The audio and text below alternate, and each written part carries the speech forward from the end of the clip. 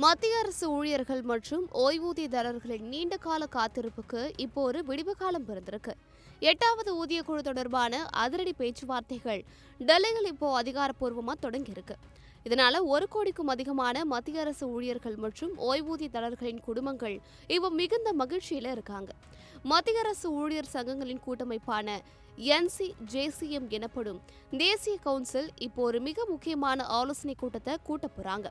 இந்த மீட்டிங்ல தான் 8வது ஊதிய குழுவுக்கான தங்களோட கோரிக்கைகள் என்னென்ன அப்படிங்கிற மெகா சார்ட்டரை அவங்க இறுதி செய்ய போறாங்க.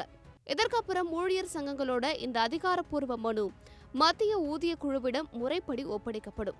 சரி, ஊழியர் சங்கங்கள் என்னென்ன முக்கியமான கோரிக்கைகளை முன்வைக்க போறாங்க தெரியுமா?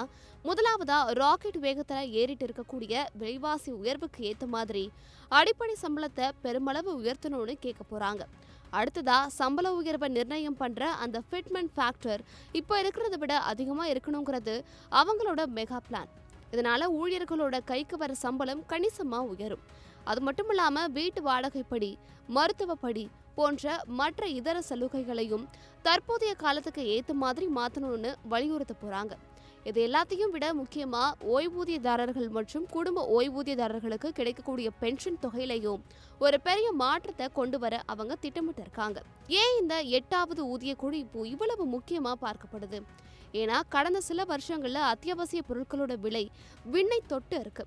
இப்போ இருக்கக்கூடிய சம்பள அமைப்பு ஊழியர்களோட அன்றாட தேவைகளுக்கு போதுமானதா இல்லைங்கிறது தான் சங்கங்களோட வாதம். அது மட்டும் இல்லாம இனி வர காலங்கள்ல இந்த சம்பள உயர்வு அறிவிப்புகள் காலதாமதம் ஆகாம உடனுக்குடன் அமல்படுத்தப்படணுங்கிற கோரிக்கையையும் அவங்க முன்வைக்க போறாங்க.